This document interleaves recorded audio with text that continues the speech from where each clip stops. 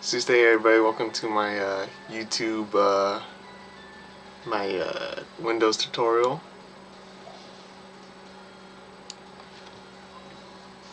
So if you want to change the sound output, you go down here to the bottom right, left click it, and then hit this part right here, and it'll choose which output device you want to use. So right now it's set on the sound bar, and then there's a headset.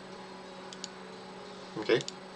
And then if you want to change the input, which is like the microphone, you go over here, right click it, hit sound settings, look for input right here, choose your input device. Right now we're using the microphone USB, which is the webcam, and then we also have the headset. So if you want to use the headset, you have to go into here, click headset, and then click headset over here too, to hear it. Okay, thanks, bye.